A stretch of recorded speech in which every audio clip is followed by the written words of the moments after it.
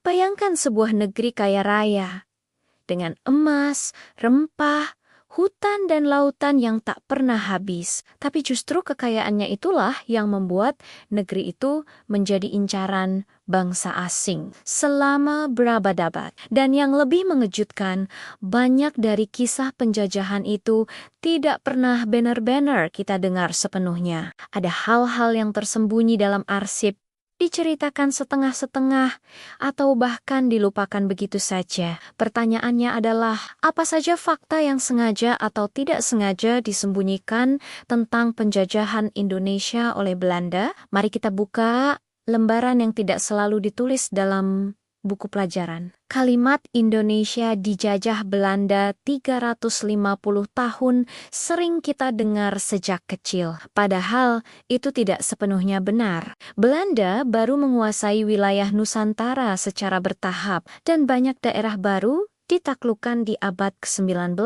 hingga abad ke-20. Asal misalnya, baru benar-benar takluk tahun 1904 setelah perang yang sangat panjang dan melelahkan. Artinya, Aceh tidak pernah dijajah 350 tahun. Bali, Lombok, NTT, dan banyak kerajaan lain di luar Jawa juga mengalami penjajahan yang jauh lebih singkat. Faktanya, narasi 350 tahun adalah sebuah penyederhanaan yang memudahkan penyampaian sejarah dalam skala besar. Tapi itu bukan angka yang akurat secara harfiah. Gagasan ini pertama kali dipopulerkan oleh para nasionalis untuk membakar semangat persatuan, bukan sebagai fakta sejarah yang kaku. Fakta mengejutkan berikutnya adalah, pada awalnya, Indonesia tidak dijajah oleh negara Belanda, melainkan oleh sebuah perusahaan dagang bernama Foch-Virenque Oostindische Company. Foch ini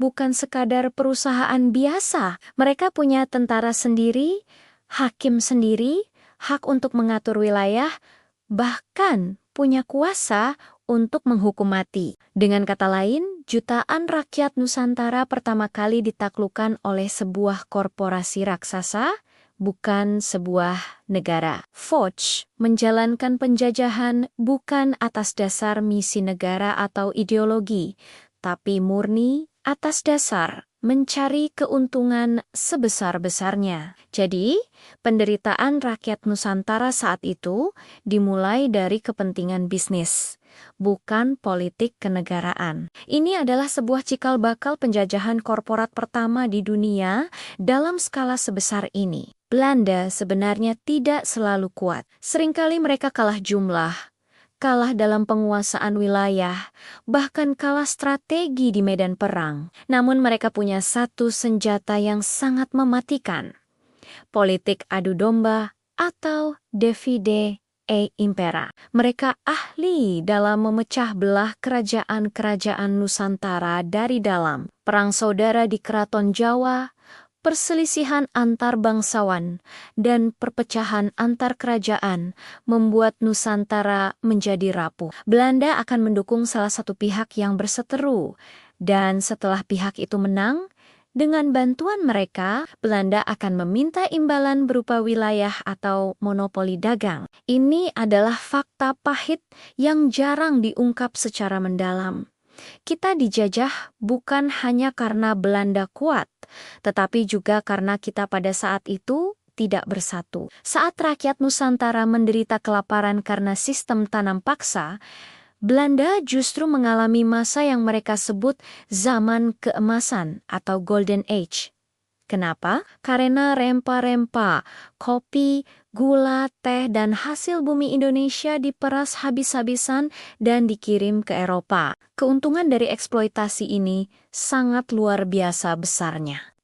Beberapa bangunan megah dan kanal-kanal indah di Amsterdam secara historis tercatat dibangun menggunakan uang yang berasal dari hasil eksploitasi di Hindia Belanda. Di satu sisi dunia, kemegahan dibangun. Di sisi lain, Di tanah kita sendiri, terjadi kelaparan massal yang menewaskan ratusan ribu orang karena mereka dipaksa menanam komoditas ekspor, bukan padi untuk makanan mereka sendiri. Kita sering diajari tentang tokoh-tokoh pahlawan besar, seperti Pangeran Diponegoro, Imam Bonjol, atau Patimura. Perjuangan mereka memang luar biasa. Padahal, ada ratusan perlawanan lokal lain yang skalanya juga besar, namun tidak pernah masuk ke dalam buku pelajaran sejarah kita. Perang-perang besar di Kalimantan, perlawanan sengit di Sulawesi, peperangan di Papua,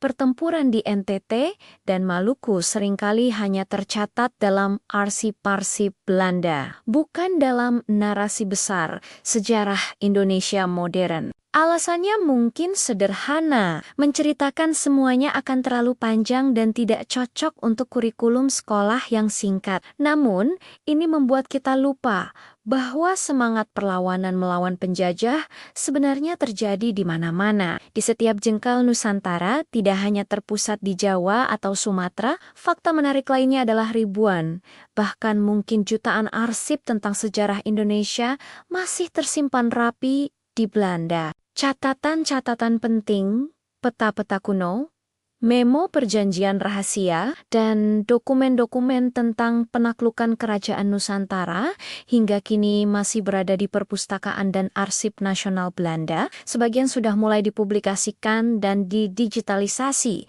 sebagian lain masih tertutup untuk umum. Dan mungkin ada sebagian yang tidak akan pernah dibuka sepenuhnya. Artinya, masih ada banyak potongan puzzle sejarah Indonesia yang belum kita ketahui, yang mungkin bisa mengubah cara kita memandang masa lalu kita. Terakhir, Indonesia sebenarnya hampir merdeka lebih cepat. Gerakan kebangkitan nasional pada awal tahun 1900-an benar-benar membuat pemerintah kolonial Belanda kewalahan. Munculnya organisasi seperti Sarekat Islam yang punya jutaan anggota, Budi Utomo yang menggerakkan kaum terpelajar, hingga Perhimpunan Indonesia di Belanda, semuanya sudah menanamkan ide tentang sebuah bangsa merdeka. Puncaknya adalah Sumpah Pemuda pada tahun 1928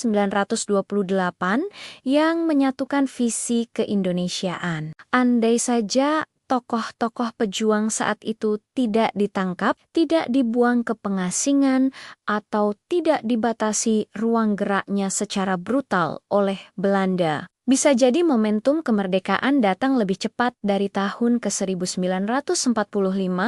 Sejarah bukan sekadar cerita masa lalu, tapi cermin untuk melihat siapa kita hari ini. Ada banyak fakta yang tidak pernah benar-benar kita dengar, bukan karena sengaja disembunyikan, tapi karena waktu, ruang, dan narasi tidak pernah cukup untuk menceritakan semuanya.